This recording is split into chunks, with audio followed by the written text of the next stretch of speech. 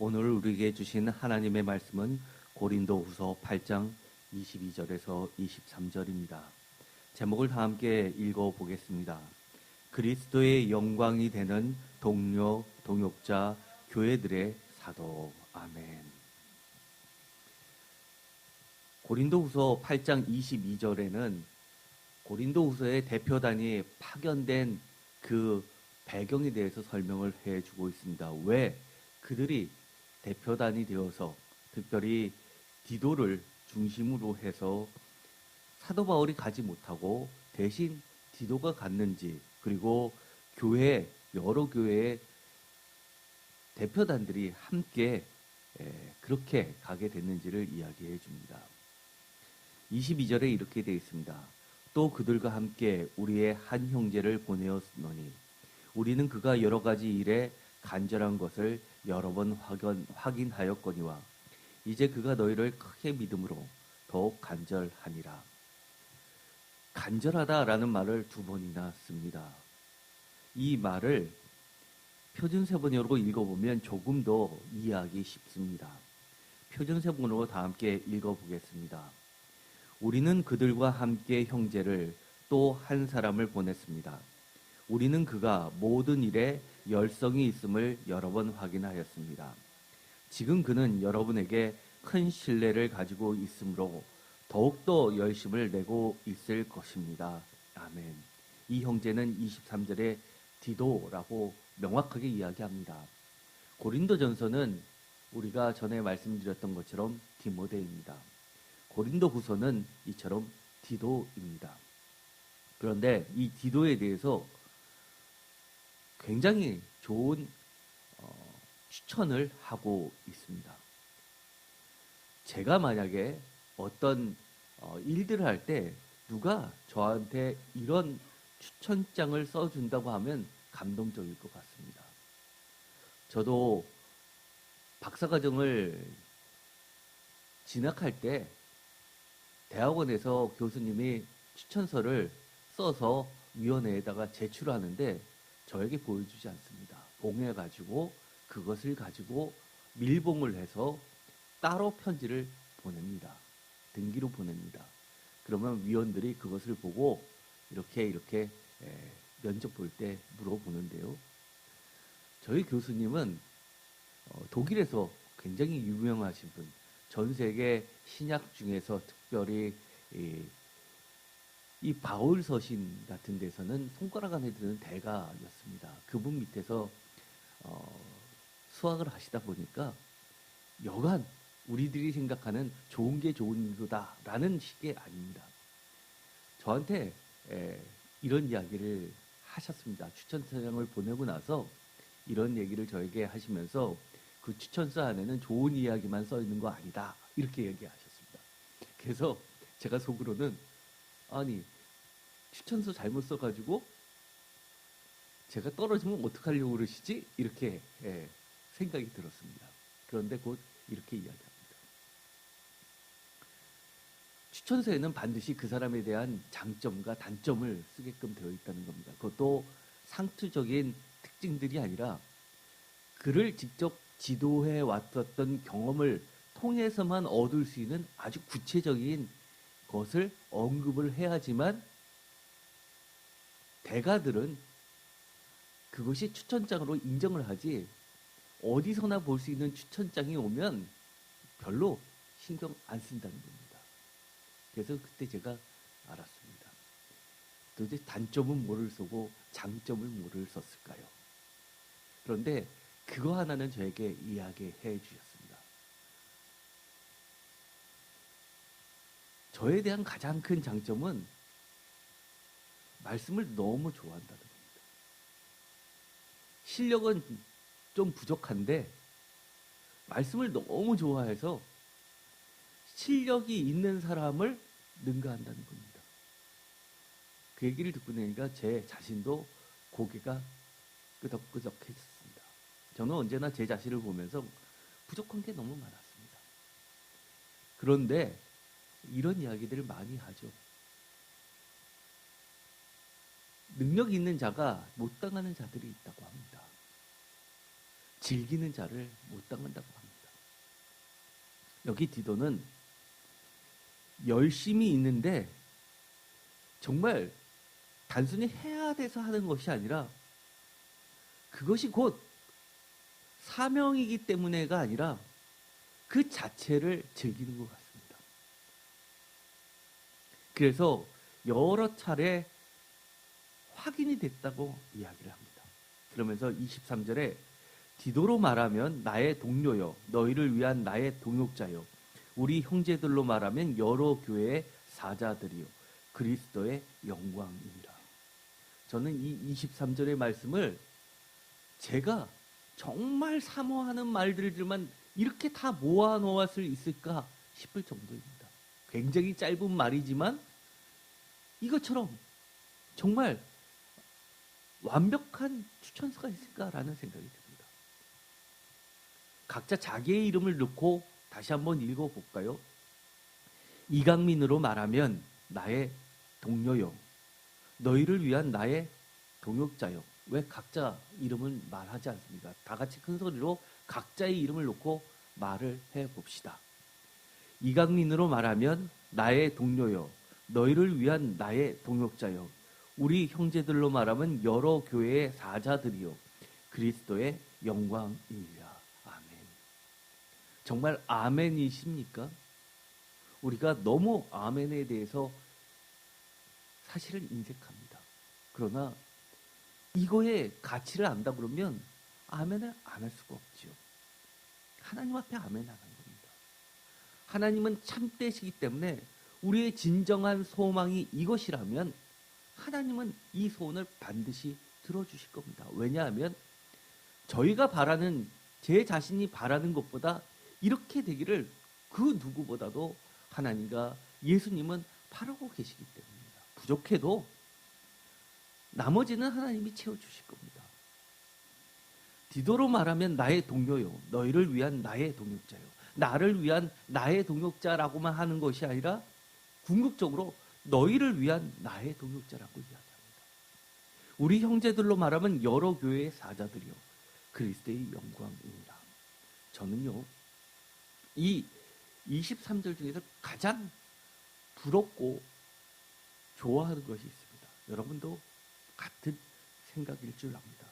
바로 맨 마지막에 있는 그리스도의 영광이니라 라는 말씀입니다. 이 그리스도의 영광이니라 라는 이 개역개정의 말씀을 표준세 번역도 동일하게 그리스도의 영광입니다 라고 번역을 했습니다. 제가 주보에다가 여러 번역본을 실어놨는데요, 공동 번역은 조금 다르게 번역하고 있습니다. 주보에 있는 공동 번역의 그 말씀을 한번 23절을 읽어보겠습니다. 디도로 말하면 그는 나의 동료로서 여러분을 위해서 나와 함께 일하는 협조자입니다. 그리고 그와 함께 가는 다른 형제들은 여러 교회가 뽑아서 보내는 대표들로서 그리스도의 영광을 드러낼 사람들입니다. 그리스도의 영광입니다 라는 이 말과 그리스도의 영광을 드러낼 사람들입니다 라는 말 중에서 어떤 번역이 더 맞을까요? 저는요, 사실은 이 공동 번역이 이해하기 쉽도록 많이 번역을 했지만 사실 그리스도의 영광입니다가 오히려 가장 적합한 번역일 것 같습니다. 왜냐하면 이것은 나중에도 설명을 드리겠지만 영광이라는 단어는 하나님께만 속한 속성입니다. 그런데 이 하나님께만 쓸 수 있는 이 표현이 하나님과 함께한 동역자들에게 하나님께서 특별하게 구별해서 나누어 주신 하나님의 속성이기 때문입니다. 인간의 영역으로는 하나님의 영광에 다다를래야 다다를 수가 없습니다. 그런데 하나님은 하실 수 있습니다. 그렇기 때문에 그리스도의 영광입니다 라고 번역하는 것이 더 맞아 보입니다. 하나씩 하나씩 보도록 하겠습니다. 여기서 보면 사도 바울은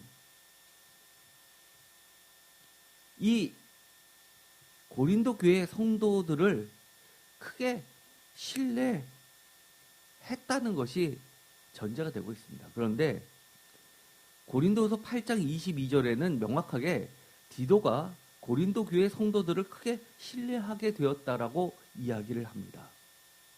지금 그는 여러분에게 큰 신뢰를 가지고 있으므로 더욱더 열심을 내고 있을 것입니다. 이것은 두 가지로 해석이 될 수 있을 겁니다. 하나는 떠나기 전부터 사도 바울로부터 들었던 여러 가지 고린도 교회 성도들에 대한 이야기를 듣고 나니 그분들은 여러 가지 문제점이 있다 하더라도 하나님의 말씀 앞에 굴복하고 순종할 수 있을 정도의 신실한 사람들이라는 신뢰를 기본적으로 갖게 되었을 것입니다. 또한 직접 가서 만나보니 더욱더 그들에 대해서 끊임없이 기도하면서 함께 하나님 나라의 꿈을 꿀 수 있을 정도로 신뢰를 가지고 있다는 이야기까지도 포함이 되고 있습니다. 그런데 우리가 전에 보았던 것처럼 고린도후서 7장 16절에 보면 사도 바울이 고린도 교회 성도들을 온전히 범사에 신뢰하게 되었다라고 이야기했던 부분이 있었습니다. 그 이야기는 전에는 불안불안하고 이럴 때는 신뢰가 가는데 저럴 때는 참 마음에 답답함이 있으면서 부족함이 너무나도 보였었는데 이처럼 디도의 방문 이후로 다시 한번 보고를 들으니 역시라고 하면서 온전히 이럴 때만 신뢰하고 저럴 때는 신뢰하지 못하는 것이 아니라 모든 것에 모든 일에 범사에 신뢰하게 되었다라고 이야기했던 부분이 있습니다. 고린도후서 7장 14절 내가 그에게 너희를 위하여 자랑한 것이 있더라도 부끄럽지 아니하나니 우리가 너희에게 이런 말이 다 참된 것 같이 디도 앞에서 우리가 자랑한 것도 참되게 되었도다. 이것처럼 감격적인 결론이 어디 있습니까? 여기서 참되다라고 하는 것은 알레테이아라는 이 말은 아멘이라는 뜻의 헬라식 표현으로서 하나님의 진실함을, 하나님의 신실함에 근거를 둔 참됨입니다. 우리가 인간적으로 막 서로 싸울 때 내 말이 맞아, 내 말이 맞아 하는 그 차원이 아닌 겁니다. 기준은 하나님의 참되심입니다.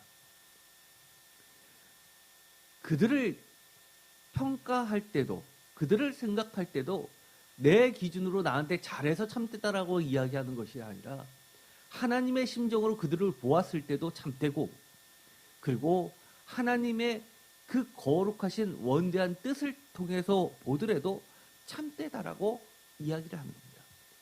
15절 그가 너희 모든 사람들이 두려움과 떨므로 자기를 영접하여 순종한 것을 생각하고 너희를 향하여 그의 심정이 더욱 깊었으니 왜 그들의 심정이 더욱 깊어질 수밖에 없었냐 하면 그들이 나에 대해서 대우를 해줬구나 또 순종한 것이 아니라 비록 생각이 틀렸다 하더라도 하나님의 뜻에 자신의 생각을 굴복시키는 것들을 보면서 단순히 하나님의 뜻을 전달하는 심부름꾼의 입장에서는 얼마나 그들이 두렵고 떨므로 하나님 앞에 서 있다는 것을 보게 된 것이기 때문입니다.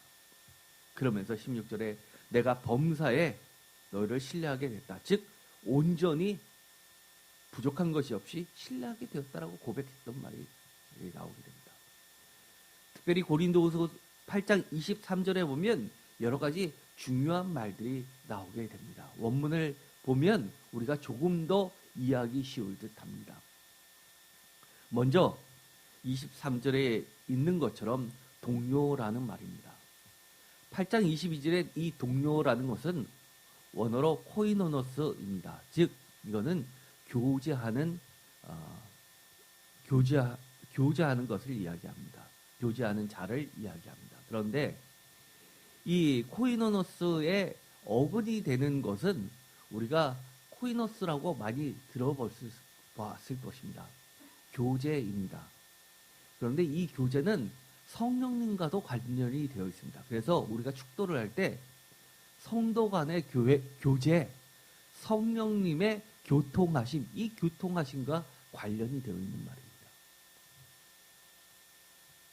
그래서 이 동료라는 것은 기본적으로 세상의 즐거움을 서로 나누고 더 잘 살기 위한 정보를 서로 나누는 커뮤니티가 아니라 하나님의 거룩하신 뜻, 거룩하신 영 성령님의 은혜를 받아서 그 하나님과 성령님과 예수님의 그 생각을 함께 공유하면서 하나님의 거룩하신 말씀을 서로 나누면서 교제하는 성령님의 역할을 감당하고 있는 겁니다.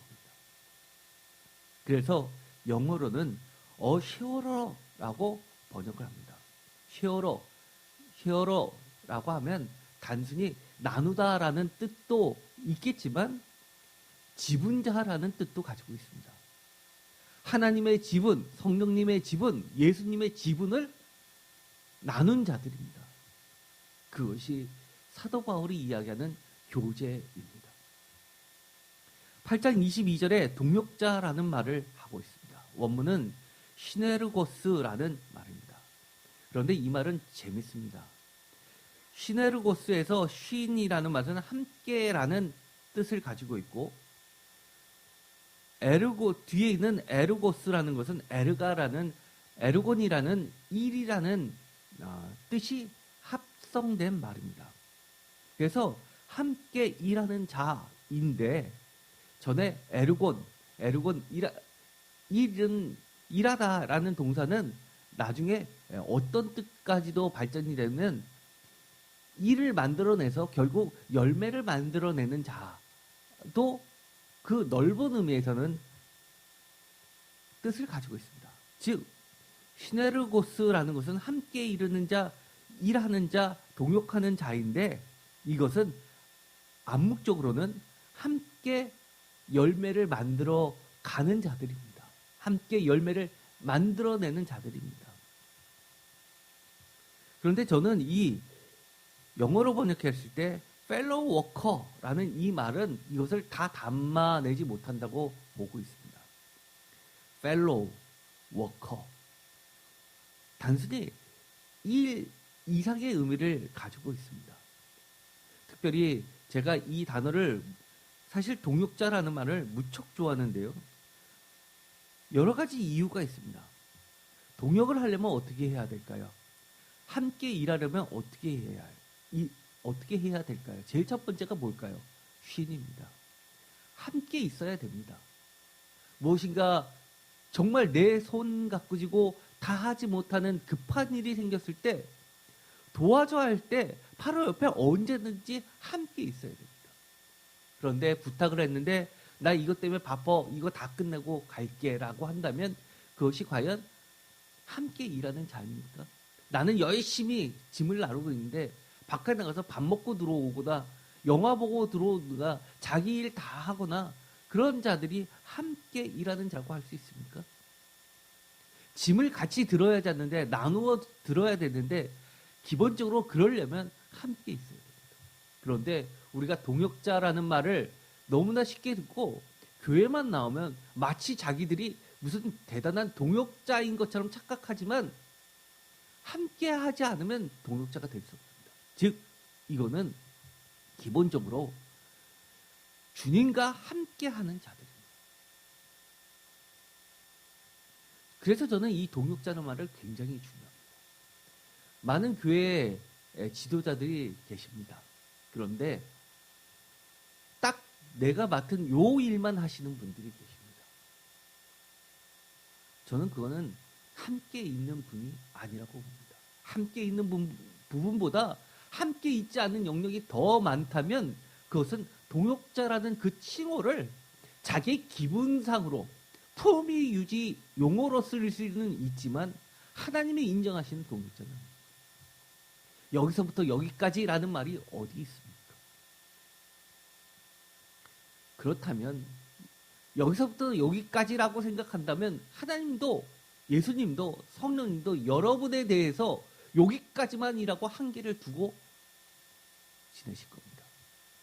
제가 너무 어려워서 하나님 도와주세요 라고 하면 하나님이 언제든지 그래 하면서 달려오셔서 도와주시는 것을 기대하지만 막상 나는 언제든지 하나님에 대해서 영역을 두고 있다면 반대로 정말 급할 때 하나님이 야, 그 영역은 내가 할 게 아닌데? 라고 한다면 어쩌실 겁니까? 어쩌실 겁니까? 너 그렇게 죽을 것처럼 아픈데 그거는 병 가야지 라고 하신다면 어쩌실 겁니까?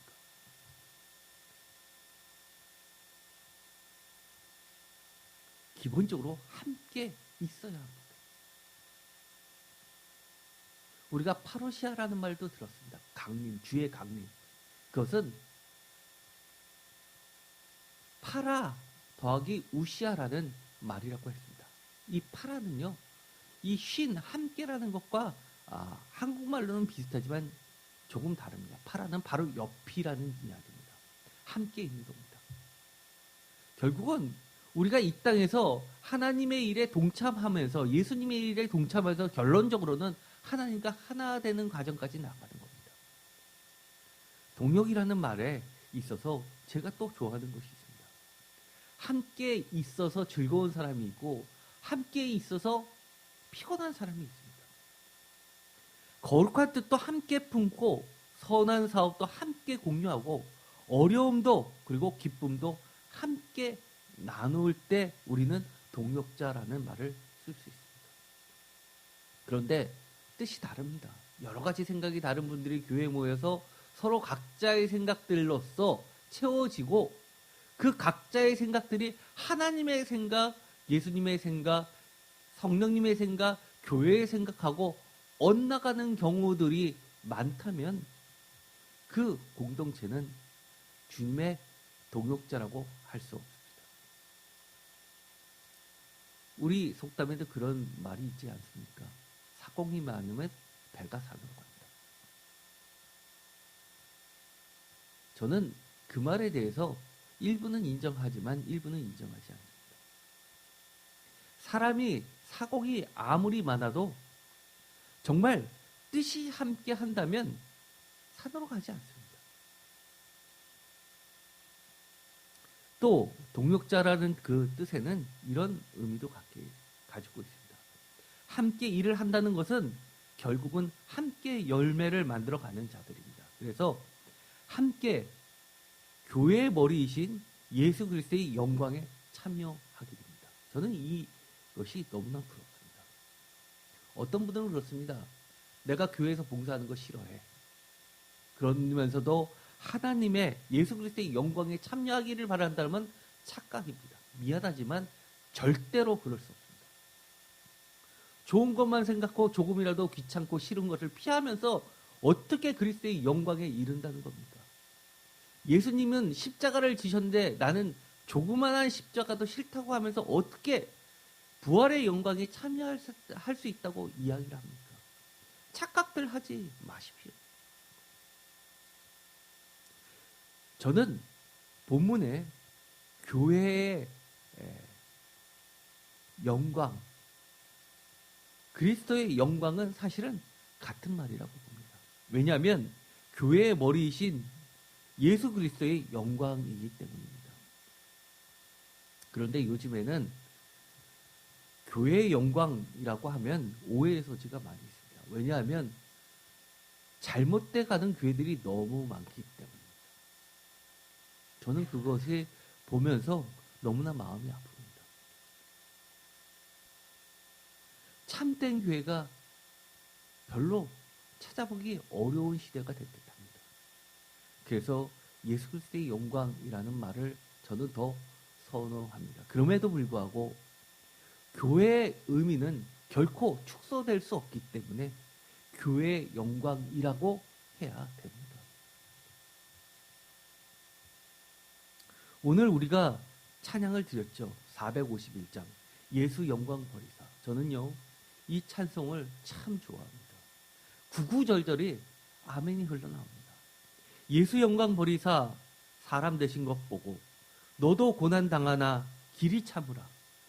예수 친히 십자가 지고 가신 것 보고 너도 주의 십자가 지고 따르라. 예수 너를 위하여 죽으심을 본받아 너도 남을 위하여 몸을 바쳐라. 예수 부활하셔서 승리하신 것 보고 너도 승리할 줄을 믿고 싸우라. 예수 승천하셔서 영광 받으심 보고 너도 영광 받을 줄 믿고 섬겨라.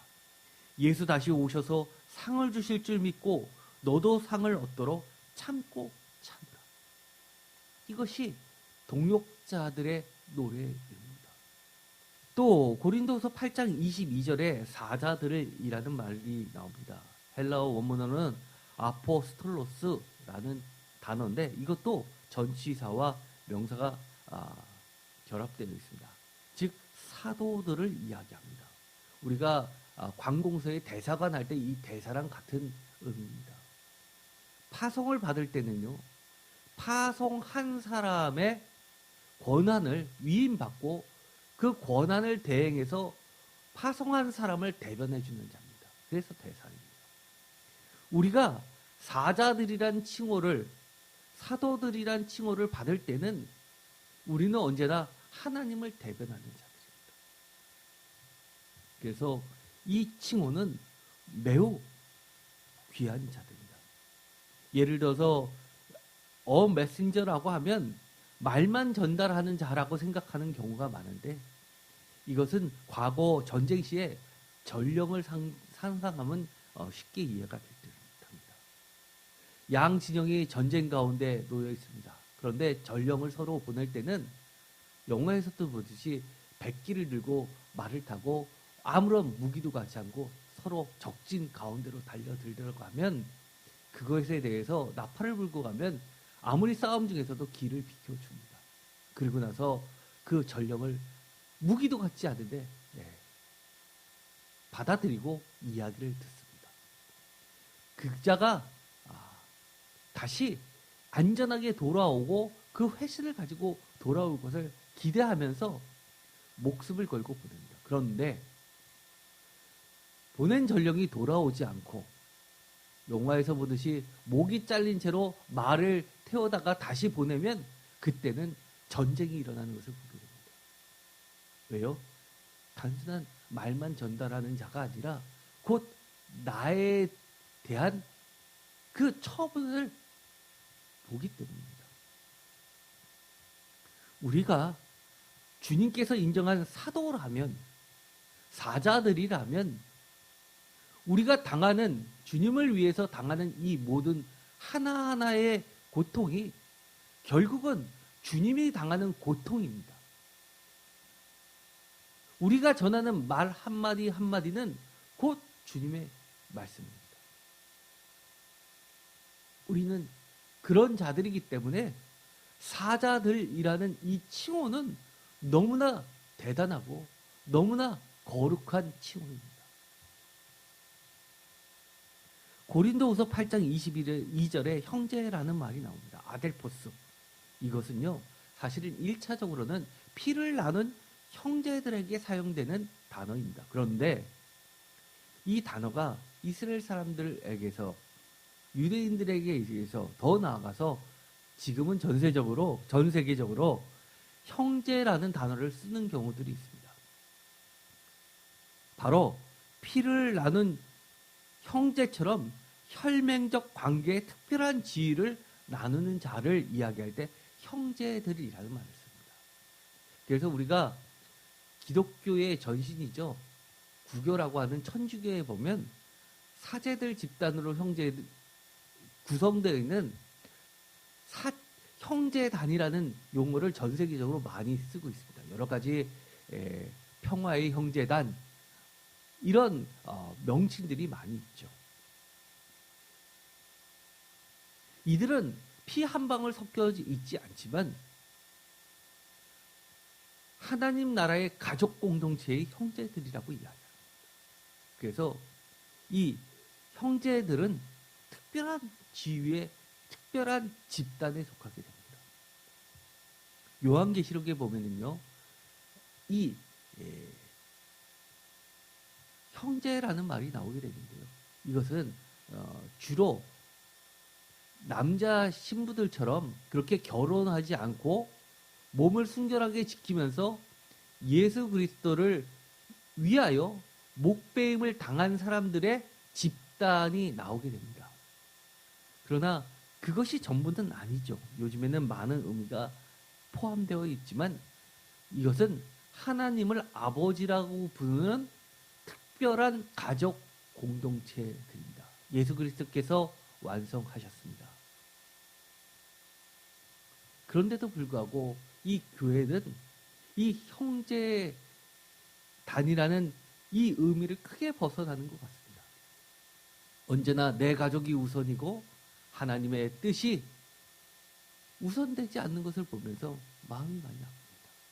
각 교회마다 어느 가정, 어느 가정 이런 것들이 교회의 역사가 깊어지면서 마치 성골진골처럼 어떤 세력화되는 것처럼 어리석은 것이 없습니다. 그런 것들은 다 뿌리 뽑아져야 됩니다.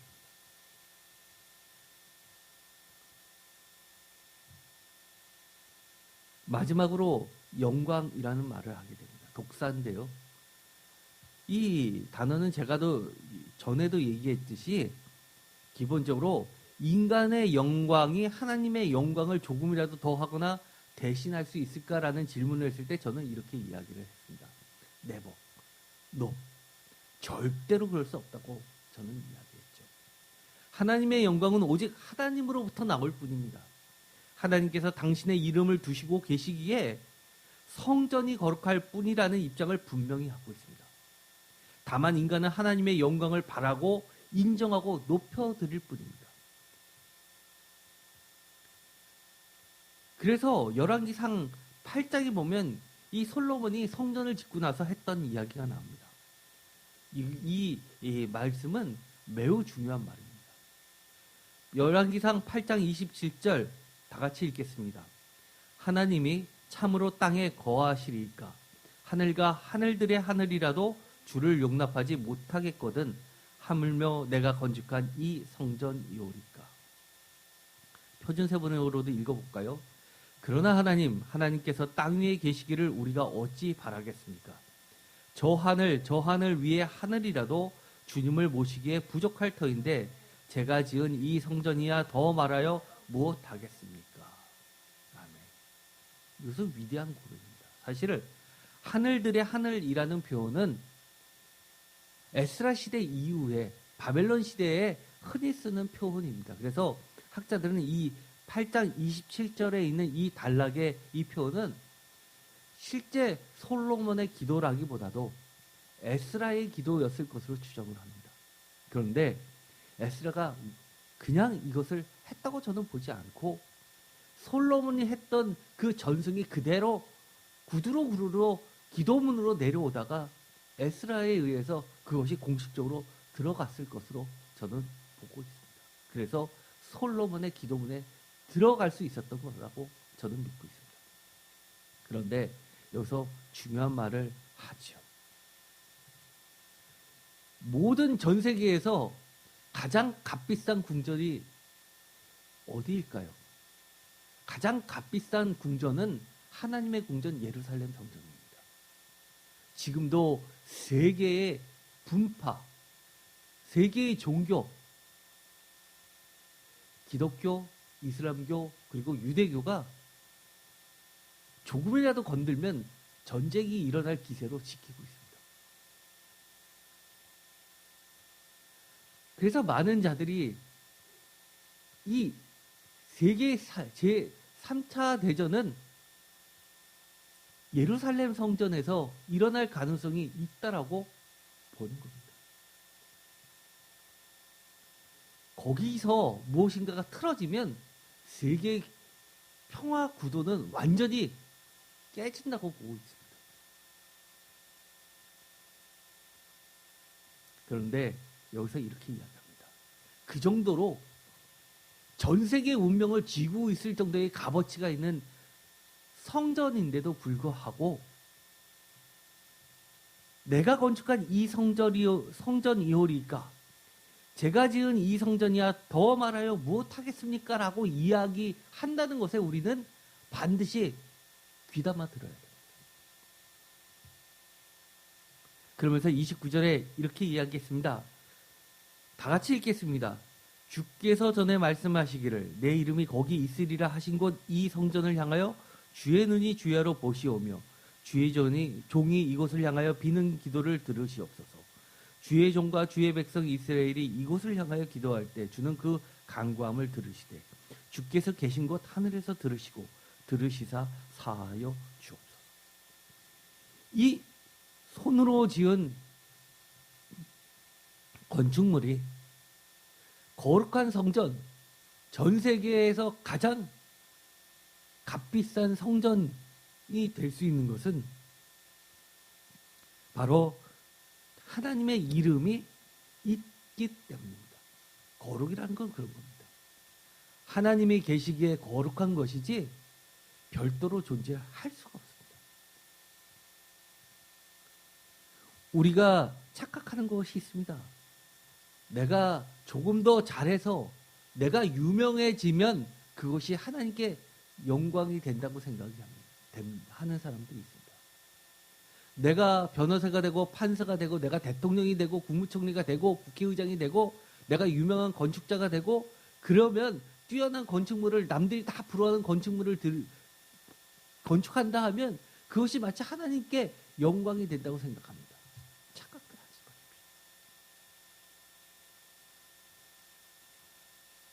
우리들이 만들어내는 그 영광을 가지고 하나님의 영광을 조금이라도 더할 줄 생각한다면 하나님만 못합니다.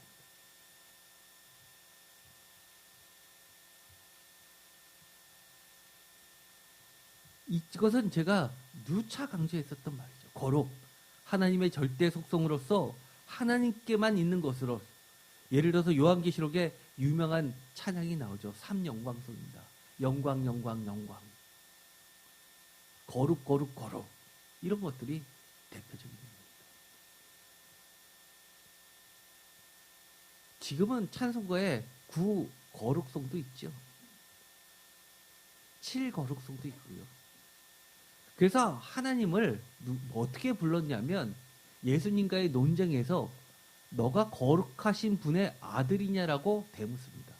하나님의 이름을 입에 담기 어려우니까 거룩하신 분이라고 이야기합니다. 또 하나님의 절대 속성이기 때문에 하나님께만 있는데 이 세상에서 인간의 영역에다 나눠주신 부분이 있습니다. 예를 들어서 거룩한 말씀, 성경입니다. 거룩한 성전입니다. 여호와 하나님의 거룩한 영, 성령입니다. 예수 그리스도의 거룩하신 영을 나타낼 때도 거룩이란 말을 씁니다. 성령 받은 거룩한 백성, 성도입니다. 그래서 여러분이 성도라고 할 때는 하나님께서 인정해 주시고 하나님의 속성 안에 들어가는 겁니다. 하나님께만 속한 속성을 나누어 받은 지극히 구별된 영역에만 적용되는 겁니다. 그래서 우리가 성도일 때는 세상 사람들의 눈치 보지 말고 하나님의 편에서 우리의 행동 하나하나, 말 하나하나를 해야 합니다. 저도 회사에 들어갔을 때 정말 힘들었던 것들이 있었습니다. 제가 교회 다녀서요 안 돼요 라고 했던 많은 부분들에 대해서 나도 교회 다니는데 왜 너만 그래? 라는 말이었습니다. 그러나 우리는 그런 것들에 대해서 타협하면 안 됩니다.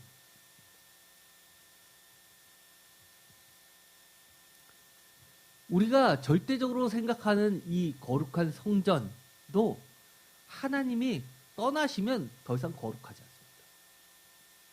그저 돌일 뿐입니다. 그래서 주님은 이런 말씀을 하셨죠. 그 성전의 돌이나 길바닥에 굴러다니는 그 돌이나 차이가 없음을 반증적으로 이야기하시는 것이 있습니다. 어린아이들이 잠잠하면 이 돌들을 명하여 라고 이야기를 하십니다. 하나님의 거룩함이 들어가면 발에 밟히는 돌들도 거룩해지는 겁니다. 그러나 모든 사람이 값비싼 것들을 다 채워넣는다 하더라도 하나님이 계시지 않으면 거룩하지 않습니다. 마찬가지로 우리가 성도이지만 우리 자신을 보면 하나씩 연약하고 부족하지만 성령님께서 계시면 우리는 정말 거룩한 존재들이 되는 겁니다. 심지어 어떻게요? 천사들도 흠모하는 존재들입니다. 에스겔서 11장에 보면 아주 유명한 말이 나오죠. 성전에서 떠나시는 여호와 하나님의 영광에 대해서 그려내고 있습니다. 에스겔서 11장 22절, 그때 그룹들이 날개를 드는데 바퀴도 그 곁에 있고 이스라엘 하나님의 영광도 그 위에 덮었더니 여호와의 영광이 성읍 가운데서부터 올라가 성읍 동쪽 산에 머물고 주의 영이 나를 들어 하나님의 영의 환상 중에 데리고 갈대아에 있는 사람들 중에 이르니 내가 본 환상이 나를 떠나 올라간지라. 내가 사로잡힌 자에게 여호와께서 내게 보신 모든 일을 말하니라. 이스라엘 예루살렘 성전에서 하나님의 영광이 떠나서 포로로 잡혀가 있는 그 눈물의 땅에 하나님이 거하시는 모습을 보여줍니다. 가장 유명한 성전에 하나님의 영이, 거룩한 영이 안 계시다는 거 이야기하는 부분이 있습니다. 말라기 3장 1절이죠. 다 같이 읽겠습니다.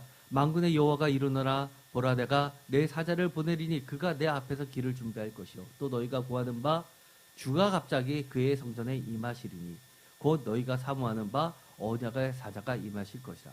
그가 임하시는 날을 누가 당하며 그가 나타나는 때에 누가 능히 서리요. 그는 금을 연다는 자의 불과 표백하는 자의 재물과 같을 것이니라. 이 말라기 3장 1절의 말씀은 너무너무 중요한 말씀이라고 제가 여러 차례 강조했습니다. 주가 갑자기 성전에 임하신다라는 것은 예수 그리스도의 임하심을 이야기하는데 그 전까지는 어떻게 됐다는 겁니까? 그 성전에는 하나님의 영이 계시지 않았다는 겁니다. 더 이상 성전이 아니라 돌덩이라는 사회적 제도일 뿐이라고 꼬집고 있습니다.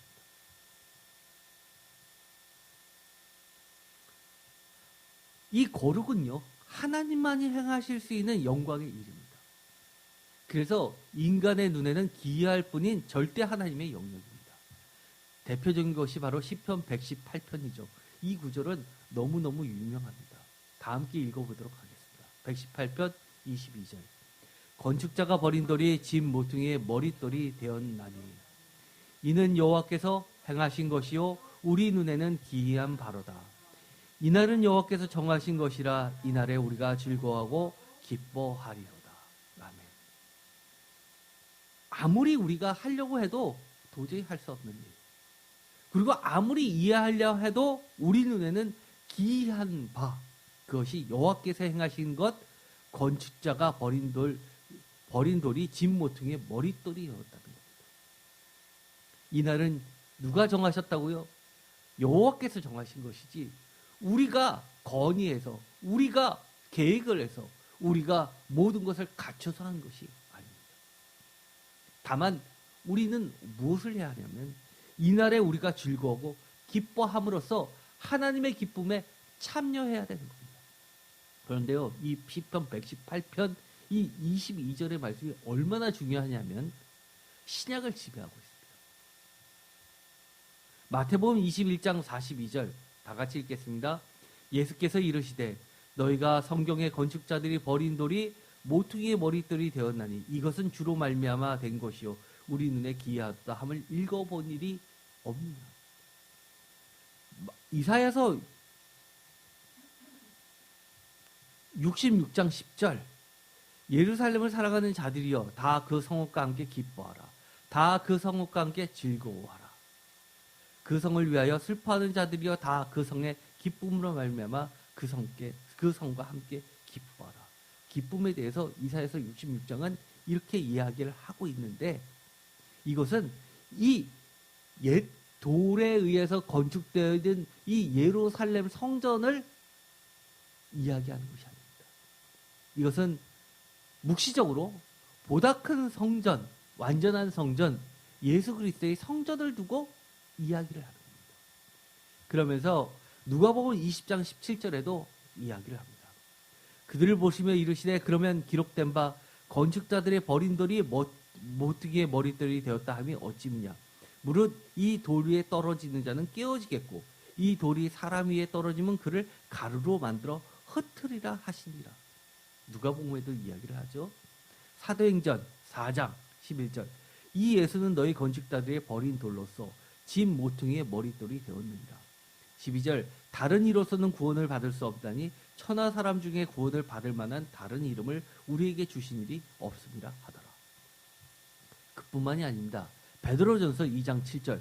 그러므로 믿는 너희에게는 보배이나 믿지 아니하는 자에게는 건축자들이 버린 그 돌이 모퉁이의 머릿돌이 되고 또한 부딪히는 돌과 걸려 넘어지게 하는 바위가 되었다 하였느니라. 그들이 이 말씀을 순종하지 아니함으로 넘어지나니 이는 그들을 이렇게 정하신 것이라. 어떠신가요? 우리가 조금이라도 이 거룩에 대해서 이해하고 인정했으면 좋겠습니다. 교회에서는 사회에서의 여러 가지 지위와 그리고 특권들을 가지고 들어오는 곳이 아닙니다. 오히려 교회에서 하나님께서, 주님께서, 성령님께서 우리에게 부여해 주신 그 특권을 가지고 세상에 나가야 되는 존재들입니다. 거꾸로 되면 안 됩니다. 아직도 이 땅의 교회들이, 많은 이들이 하나님의 말씀을 제대로 깨닫지 못하고 자기들만의 바벨탑을 교회 안에서 쌓으려고 하는 것들이 너무 많습니다. 거치는 돌이 되신다고 말했습니다. 철저히 깨져야 되는 것입니다. 아까도 잠시 읽었었죠? 이사야의 말씀을 조금 더 보도록 하겠습니다. 이사야서 61장 1절에 보면 우리가 예수님의 첫 설교, 복음서에서 일어난 첫 설교에 대해서 이야기를 합니다. 이사야서 61장 1절 다 같이 읽겠습니다. 주 여호와의 영이 내게 내리셨으니 이는 여호와께서 내게 기름을 부으사 가난한 자에게 아름다운 소식을 전하게 하려 하심이라. 나를 보내사 마음이 상한 자를 고치며 포로된 자에게 자유를, 갇힌 자에게 노임을 선포하며 여호와의 은혜의 해와 우리 하나님의 보복의 날을 선포하여 모든 슬픈 자를 위로하되 무릇 시온에서 슬퍼하는 자에게 화관을 주어 그 죄를 대신하여 기쁨의 기름으로 그 슬픔을 대신하여 찬송의 옷으로 그 근심을 대신하시고 그들이 의의 나무 곧 여호와께서 심으신 그 영광을 나타낼 자라 일컬음을 받게 하려 하심이라. 아멘. 여기서 무릇 시온에서 슬퍼하던 자에게 하나님께서 영광을 나타낼 자라고 이야기합니다. 이것은 결국 시온은 구원이 시온에서 이룬다, 나온다라는 그 말이 예수 그리스도로부터 구원이 이르는 말로 바뀌게 됩니다.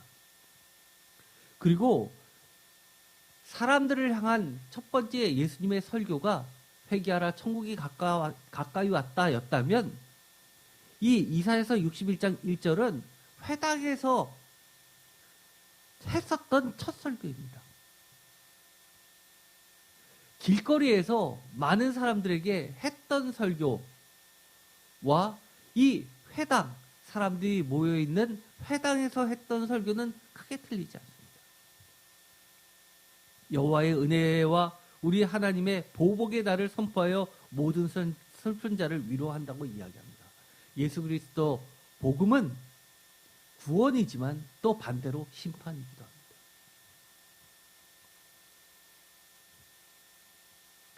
이사야서 65장 12절 내가 너희를 칼에 붙일 것이니 다 부풀어지고 죽음을 당하리니 이는 내가 불러도 너희가 대답하지 아니하며 내가 말하여도 듣지 아니하고 나의 눈에 악을 행하였으며 내가 즐겨하지 아니한 일을 택하였습니다. 13절 이러므로 우리 주 여호와께서 이와 같이 말씀하시니라 보라 나의 종들은 먹을 것이로되 너희는 줄일 것이요 보라 나의 종들은 마실 것이로되 너희는 가랄 것이니라. 보라 나의 종들은 기뻐할 것이로되 너희는 수치를 당할 것이니라. 보라 나의 종들은 마음이 즐거움으로 노래할 것이로되 너희는 마음이 슬픔으로 울며 심령이 상함으로 통곡할 것이니라. 계속해서 반대되는 것을 이야기하죠. 그러면서 이사야서 66장 10절 다 같이 읽겠습니다. 예루살렘을 사랑하는 자들이여 다 그 성읍과 함께 기뻐하라. 다 그 성읍과 함께 즐거워하라. 그 성을 위하여 슬퍼하는 자들이여 다 그 성의 기쁨으로 말미암아 그 성과 함께 기뻐하라. 여기서 예루살렘을 사랑하는 자들이 누구입니까? 예루살렘을 위하여 슬퍼하는 자들입니다. 회개하는 자들입니다. 그리고 무엇을 슬퍼하고 무엇을 안타까워하는 자들입니까? 예루살렘 성전에 하나님이 계시지 않음을 무엇보다도 슬퍼하는 것이고, 예루살렘 성전이 평화의 성이 되지 않음을 슬퍼하는 것이고, 예루살렘 성전이 평화와 정의의 성이 되지 않는 것을 무엇보다도 슬퍼하는 자들입니다. 예루살렘의 성전에 하나님의 말씀이 온 세계에 뻗어나가서 온 세계에 하나님의 말씀이 편만하지 않게 되는 것을 슬퍼하는 자들입니다. 그런데 이제는 그 성을 위하여 슬퍼하는 자들이 다 그 성의 기쁨으로 말미암아 그 성과 함께 기뻐한다고 했습니다. 이것이 바로 하나님께서 동역자들에게 주시는 선물입니다. 너희가 젖을 받은 것 같이 그 위로하는 품에서 만족하겠고 젖을 넉넉히 빤 것 같이 그의 영광의 풍성함으로 말미암아 즐거워하리라. 어떤 분들은요 그렇게 이야기하시는 분이 계십니다. 설교 중에 정치 얘기하지 말라고 합니다. 도대체 정치와 종교는 분리해야 되는 거 아니냐고 이야기합니다. 아니요, 저는 그렇게 보지 않습니다. 세상의 모든 것에 구분이 어디 있습니까? 온 세계가 하나님의 땅으로 변해야 되는데 왜 그렇게 생각하십니까?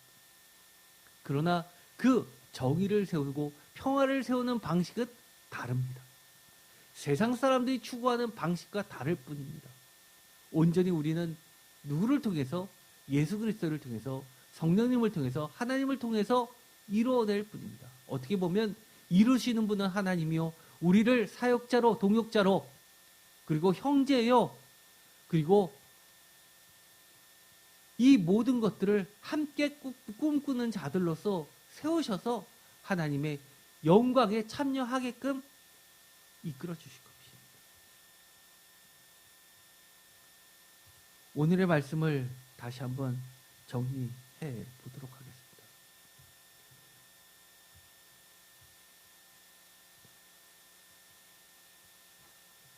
그리스도의 영광이 되는 동료, 동역자, 교회들의 사도라는 이 제목의 말씀을 통해서 우리들이 정말 그리스도의 영광이 되었으면 좋겠습니다.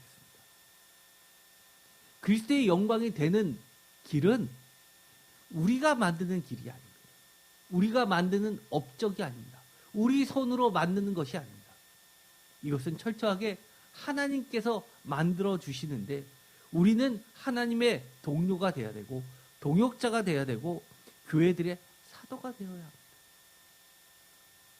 많은 사람들이 나는 교회 믿고 나는 하나님의 동역자라고 생각하시는 분들이 계시는데요. 우리 한번 스스로를 솔직하게 평가해 봤으면 좋겠습니다. 가끔 우리가 TV를 보면 대선 때 여러 가지 여론조사 전문가들이 나와서 이렇게 이야기합니다. 여러 가지 검색어들을 하면서 그 사람을 많이 지배하고 있는 생각을 아는 것만으로 이 사람은 어디에 투표를 할 것인지를 예측합니다. 그래서 검색어를 옆에다 쭉 써놓고요.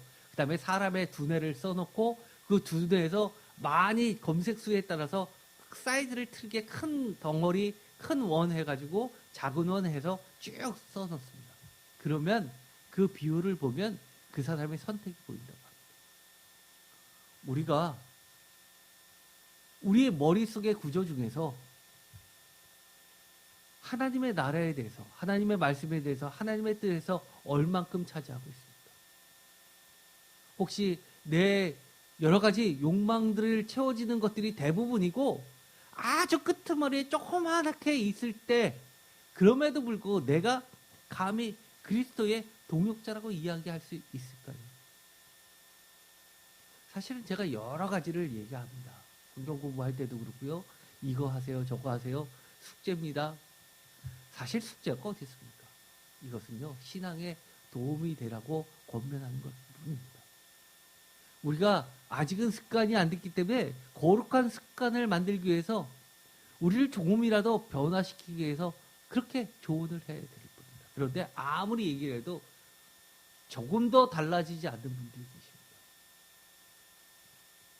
심지어 같이 성경 공부를 했는데도 결국은 성경 공부도 포기하고 결국은 교회도 떠나는 사람도 우리가 보지 않았습니다. 왜냐하면 성경 공부를 하다 보면 내 생각과 하나님의 생각이 얼마나 차이가 나는지를 우리 스스로 알기 때문입니다. 하나님의 생각과 내 생각이 그렇게 차이가 많이 난다면 빨리 내 생각을 버리고 하나님의 뜻으로 채워야 합니다. 저는 오늘의 말씀 고린도서 8장 22절에서 23절까지의 말씀을 보면서 그런 생각을 많이 합니다.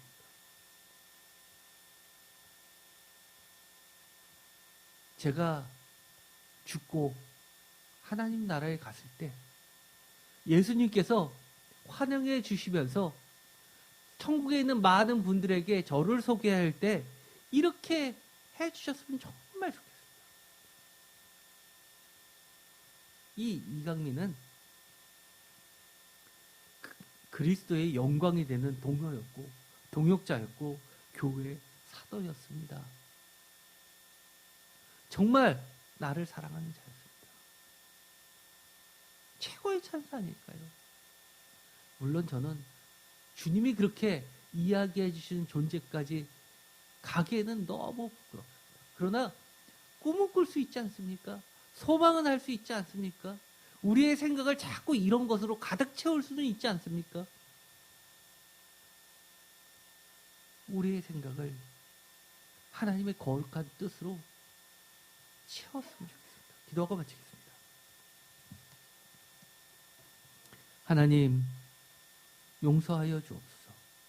너무나 주님은 우리들을 향하여서 정말 하나님께만 있었던 원대한 꿈을, 그 거룩함을 나눠주셨는데, 거룩함이 되라고 하셨는데 불구하고 우리는 내 앞에 놓여있는 여러 가지 욕심과 문제들만을 바라보고 달려갈 때가 많았습니다. 주님이 기뻐하시는 동역자요, 또 형제요, 주님의 거룩한 형제요, 그리고 또 교회 대표요, 사역자요, 무엇보다도 그리스도의 영광이 되게 하여 주시옵소서. 예수 그리스도의 이름으로 기도드립니다. 아멘.